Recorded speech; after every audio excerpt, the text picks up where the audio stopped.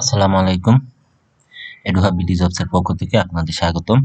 আজ আমরা যে বিষয়টা নিয়ে আসলাম তা হচ্ছে 18তম নিবন্ধন পরীক্ষায় প্রিলি পাস করার পর যা করণীয়। আপনারা একটা বিষয় খেয়াল করবেন, 18তম নিবন্ধন পরীক্ষায় প্রিলিমিনারিতে অনেক পাস করেছে। বিগত বছরের পরিসংখ্যান অনুযায়ী দেখা যায় যে আসলে প্রিলিমিনারি পরীক্ষা থেকে আপনার লিখিত পরীক্ষায় উত্তীর্ণ হওয়াটাই সবচাইতে কঠিন। প্রিলিমিনারি পরীক্ষা পাস করা যতটা সহজ, লিখিত পরীক্ষা উত্তীর্ণ হওয়া তার চেয়ে অনেক কঠিন। কারণ লিখিত পরীক্ষা উত্তীর্ণ হতে পারলেই আপনার নিয়োগ পাওয়া সম্ভব। কারণ হচ্ছে ভাইবার ক্ষেত্রে এখানে আপনার সার্টিফিকেটের উপরে মার্কস থাকে 12। ফলে যারা ভাইবার জন্য অ্যাটেন্ড করতে পারে বা ভাইবার সুযোগ পায় তারা সবাই সাধারণত পাস করে, এখানে ফেল করে না সাধারণত। তো এই বিষয়টা চিন্তা করে আপনারা লিখিত পরীক্ষার একটা পূর্ণাঙ্গ প্রিপারেশন কিভাবে নেবেন সেই বিষয়টা এখানে তুলে ধরবো। কারণ আমার অভিজ্ঞতা, আমি 4 বার আপনার লিখিত পরীক্ষায় উত্তীর্ণ হয়েছি। ওই অভিজ্ঞতা আলোকে আপনাদের এখানে বলবো যে কিভাবে আসলে লিখিত পরীক্ষা উত্তীর্ণ হওয়া যাবে। তো ধন্যবাদ সকলকে। শুরু করছি। এখানে যদি আমরা 17তম নিবন্ধন পরীক্ষার একটা পরিসংখ্যান দেখাই, তাহলে 17তম নিবন্ধন পরীক্ষার পরিসংখ্যানে দেখা গেছে যে আপনার 17তম নিবন্ধন পরীক্ষা আপনার প্রিলি রেজাল্ট হয়েছিল ফেব্রুয়ারিতে। 23 ফেব্রুয়ারিতে প্রিলি রেজাল্ট দিয়েছিল 2023 সালের। তারপরে এদের লিখিত পরীক্ষার আয়োজন করছিল 5 এবং 6 মে 2023 এবং লিখিত পরীক্ষার রেজাল্ট দিয়েছিল 30 আগস্ট। এবং লিখিত পরীক্ষা যাদের উত্তীর্ণ হয়েছে তাদেরকে ভাইবা শুরু হয়েছিল 17 সেপ্টেম্বর থেকে। তাহলে এইভাবে আপনার প্রসেসটা এখানে শুরু হয়েছিল, অর্থাৎ প্রিলিমিনারি পরীক্ষার রেজাল্টের পরে প্রায় 2 মাসের মতো সময় পাবেন আপনারা লিখিত পরীক্ষার প্রস্তুতি নেওয়ার জন্য। যেটা এনটিএসসি এর তথ্য থেকে জানা গেছে যে জুলাইয়ের শুরুতে জুলাইয়ের মাঝখানে অথবা আগস্টের শুরুতে এই পরীক্ষার আয়োজন করতে পারে, অর্থাৎ লিখিত পরীক্ষার আয়োজন করতে পারে এনটিএসসি।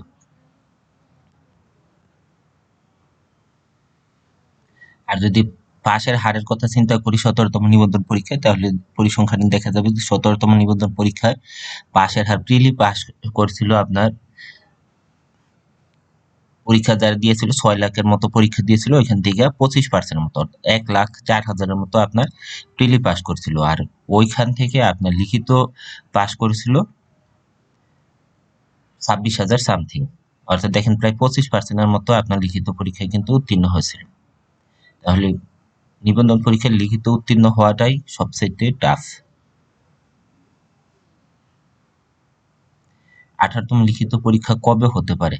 18তম লিখিত পরীক্ষা হওয়ার পসিবিলিটি এনটিএসসি যা জানা গেছে যে জুলাইয়ের মাঝামাঝি সময় অথবা আগস্টে হতে পারে 18তম নিবন্ধন পরীক্ষা, লিখিত পরীক্ষা। 18তম নিবন্ধনে কত পাস করতে পারে? 17তম নিবন্ধনে পরিসংখ্যানে আমরা দেখেছি যে আপনার 1,04,000 মতো আসছিল লিখিত পরীক্ষায়, মানে প্রিলিমিনারি পরীক্ষা উত্তীর্ণ হয়েছিল। ওইখান থেকে 26,000 মতো আপনার লিখিত পরীক্ষায় উত্তীর্ণ হয়। তো এই হিসাব ধারাবাহিকতা চিন্তা করলে যে 25% মতো হতে পারে। তো এইখানে যতটুকু জানা যায় যে 50 থেকে 60,000 মতো আপনার 18তম নিবন্ধনে পাস করতে পারে। কারণ এখানে 4 লাখের উপরে ক্যান্ডিডেট আছে, ওই হিসাবে হয়তোবা এত পরিমাণ থাকতে পারে। 50 থেকে 60,000 মতো লিখিত পরীক্ষা উত্তীর্ণ হতে পারে। 18তম নিবন্ধনে পাস করার কৌশল। এখন যে বিষয়টা আমরা গুরুত্বপূর্ণ, এটা হচ্ছে 18তম নিবন্ধনে কিভাবে পাস করবেন। এখন লিখিত পরীক্ষা পাস করার জন্য আপনার যে টেকনিকটা অবলম্বন করতে হবে, কারণ 18তম নিবন্ধন পরীক্ষায় আপনার সিলেবাস দেওয়া হয়েছে। ওই সিলেবাসের আলোকে আপনার পড়তে হবে। কারণ যারা পূর্বের যেই নিবন্ধন গাইড আছে ওই গাইড দিয়ে যদি আপনারা পড়েন তাহলে কোনোভাবেই পাস করতে পারবেন না। 18তম নিবন্ধনের নতুন সিলেবাসের আলোকে যেভাবে টপিকস গুলো দেওয়া আছে ওই টপিকস এর ভিত্তিতে আপনার কি করতে হবে, পড়তে হবে। এখন এই পড়ার ক্ষেত্রে আপনারা যে গাইডগুলো ক্রয় করবেন ওই গাইডগুলো দেখবেন যে আপনার ওই টপিকস গুলি টাচ করছে কিনা। যদি ওই টপিকস গুলো টাচ করে না থাকে তাহলে আপনার নিজে থেকে আলাদা করে নোট করে পড়তে হবে। আর সবচেয়ে ভালো হচ্ছে 18তম নিবন্ধন পরীক্ষায় যারা রিটেন দিবেন, আমার অভিজ্ঞতার আলোকে আপনারা কি করতে পারেন, ইন্টারমিডিয়েট এবং অনার্সের যে টপিক্সটা অর্থাৎ বইটা আপনি পড়ে আসছেন, এখন ওই প্রেক্ষিতেই তো আপনার সাবজেক্টে আপনি পরীক্ষা দিবেন। তাহলে ওই বইয়ের যে টপিক্সটা আছে ওই টপিক্সটা ইন্টারমিডিয়েটের বইয়ে অথবা অনার্সের বইয়ে যেই আলোকে দেওয়া আছে ওই টপিক্স অনুযায়ী ওই পেজগুলো ফটোকপি করে নিয়ে আপনি নিজে একটা নোট বানাতে পারেন।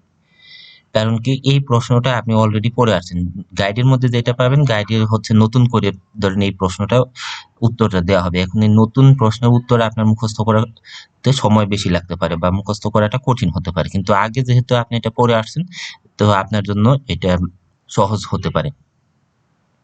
তো এইখানে আমি যে কৌশলগুলো বললাম, এক হচ্ছে আপনাকে পূর্বের নিবন্ধনে ১ নাম্বার পূর্বের নিবন্ধনের যে প্রশ্নগুলি আছে যা টপিকস এর সাথে মিল আছে এই প্রশ্নগুলো আগে পড়ে রাখবেন। তারপর ২য় নাম্বার হচ্ছে যে টপিকস গুলো নতুন যুক্ত হয়েছে আপনার সাবজেক্টের সাথে ওই টপিকস গুলো খুঁজে বের করে ইন্টারমিডিয়েট অথবা অনার্স এর বই থেকে খুঁজে বের করে তার আলোকে নোট করে রাখবেন। আর ৩ নাম্বারও হচ্ছে বারবার আপনার হাতের লেখা ইনক্রিজ করার চেষ্টা করবেন যাতে আপনার হাতের লেখাটা ভালো হয়। এখন আপনার হাতের লেখা যদি খারাপ থাকে তাহলে এই ক্ষেত্রে আপনি একটা কাজ করতে পারেন, যেটা হচ্ছে একটু ফাঁকা ফাঁকা করে লিখতে পারেন। যেমন ধরুন এই যে এখানে আমরা দেখেছি 18তম নিবন্ধন পাস করার কৌশল, তাহলে এই যে এইটুকু গ্যাপ আছে এই গ্যাপটুকু আপনার কি করতে হবে, ফাঁকা রাখতে হবে। অর্থাৎ কেউ একটা পেজে 18-19 লাইন লেখে না, 18-19 লাইন লেখা আসলে ঠিক না, আবার 7-8 লাইন লিখলেও এটা খারাপ। তো একটা পেজে আপনার লেখার মূল ইয়েটা হচ্ছে আপনি কত 12 থেকে 14 লাইন 12 থেকে 14 লাইন লিখবেন আর মার্জিন করবেন। আর যেই কোটেশন বা যে পয়েন্ট গুলি আপনি দেখাতেছেন ওই পয়েন্ট গুলি আপনি নিচে কি করবেন, হাইলাইট করে দিবেন।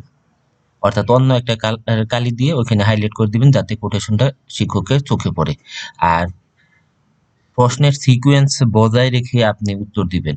১ থেকে শুরু করলে সবচাইতে ভালো হয়, কারণ হচ্ছে শিক্ষক যখন একটা খাতা দেখে তখন তার ওই যে প্রশ্নের সাথে মিল রেখে ১ নং প্রশ্ন উত্তর তখন তার কাছে প্রশ্নের মিল রেখে উত্তর দিলে সে সুবিধা হয়। এখন আপনি একবার দিচ্ছেন ১, আরেকবার ১২, আরেকবার ১০, আরেকবার ৫, আরেকবার ১৩ এরকম করলে শিক্ষক কি বিরক্ত হয় তার খাতা দেখতে।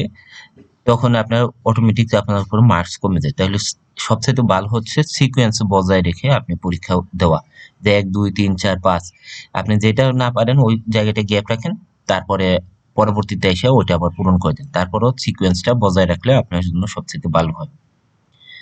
আর অবশ্যই চেষ্টা করবেন যাতে যে বিষয়টা যে টপিকসটা লিখতেছেন ওই টপিকসের ভূমিকা এবং উপসংহার এই বিষয়টা যাতে থাকে। মানে প্যারাগ্রাফ আকারে লিখবেন আর হচ্ছে পয়েন্ট আকারে লিখবেন। গদ্বাদা লিখে যাবেন না, পয়েন্ট আকারে লিখবেন এবং প্যারাগ্রাফ আকারে লিখবেন। তাহলে আপনার মার্কসে পাওয়ার সম্ভাবনা সবচেয়ে বেশি। আর যারা ম্যাথ এবং সায়েন্সের আছেন তারা যেই টপিকস অনুযায়ী সম্পূর্ণটা লেখার চেষ্টা করবেন। আর কাটাকাটি বেশি করবেন না, অঙ্কের ক্ষেত্রে বেশি কাটাকাটি করবেন না, তাহলে শিক্ষক বিরক্ত হবে। 18তম নিবন্ধনে পাস করার জন্য কি ফলো করব? তাহলে 18তম নিবন্ধনে পাস করার জন্য যেটা ফলো করবেন ১ নম্বর হচ্ছে আপনার সিলেবাস ফলো করতে হবে। নতুন সিলেবাস, পুরাতন সিলেবাস অনুযায়ী পড়লে পাস করবেন না। নতুন সিলেবাস অনুযায়ী পড়তে হবে। দ্বিতীয়ত হচ্ছে টপিকস ধরে ধরে পড়তে হবে।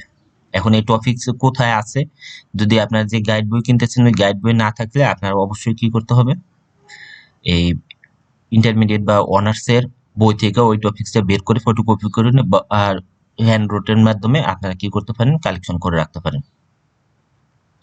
আর তৃতীয়ত হচ্ছে আপনার প্রতিদিন পড়া প্রতিদিন কভার করে রাখতে হবে, কারণ হাতে খুব সময় কম আর বারবার রিভিশন দিতে হবে যাতে এই সময়ের শর্ট সময়ের মধ্যে আপনার পূর্ণাঙ্গ যে সিলেবাসটা আছে এই সিলেবাসটা কভার করতে পারেন। বিশেষ করে সামাজিক বিজ্ঞান যারা আছেন তাদের কিন্তু অনেক বড় একটা সিলেবাস, এই সিলেবাসে কভার করতে গেলে আপনাদের অনেক সময় লাগবে, তাই দ্রুত সম্ভব আপনারা সিলেবাসটা কভার করার চেষ্টা করবেন। লিখিত পরীক্ষার নাম্বার বেশি পাওয়ার কৌশল, লিখিত পরীক্ষার নাম্বার বেশি হবে আপনার অবশ্যই সিকোয়েন্স অনুযায়ী লিখতে হবে, ২ খাতা মার্জিন করতে হবে, ৩ হচ্ছে যে প্রশ্ন উত্তর দিবেন বা যে কোটেশন বা যে পয়েন্টগুলো দিবেন এগুলো হাইলাইট করে দিতে হবে, ৪ হচ্ছে আপনার প্যারাগ্রাফ আকারে লিখতে হবে, গদ্বাদা লিখবেন না, ৫ হচ্ছে আপনার একটা পেজে আপনি ৭ লাইন আবার একটা পেজে 20 লাইন এরকম লেখা যাবে না, সকল পেজে সমান হারে কি করতে হবে, লিখতে হবে। বিশেষ করে 12 থেকে 14 লাইনের করে লিখলে আপনার সবচাইতে বেশি নাম্বার পাওয়ার সম্ভাবনা থাকে। আর যারা অন্য সাবজেক্টে আছেন, ভূমিকা এবং উপসংহার এগুলো দিয়ে শুরু করবেন, যাতে আপনার ভূমিকাও থাকে, উপসংহার থাকে প্রশ্নের মাধ্যমে। আর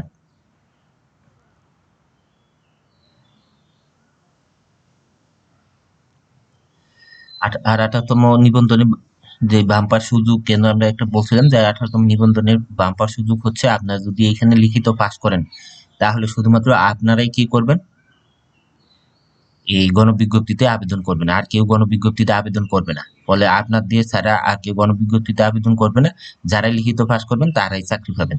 এটা হচ্ছে 18তম নিবন্ধনে যাদের জন্য একটা বড় সুখবর, যে যারা এখানে উত্তীর্ণ হবে তারাই আপনার ঠিকভাবে চাকরি পাবে। তো ধন্যবাদ সকলকে আমাদের সাথে থাকার জন্য। আশা করি ভিডিওটা আপনাদের ভালো লাগছে। যদি ভালো লাগে আমাদের চ্যানেলে লাইক করবেন, কমেন্ট করবেন এবং সাবস্ক্রাইব করবেন। ধন্যবাদ সকলকে।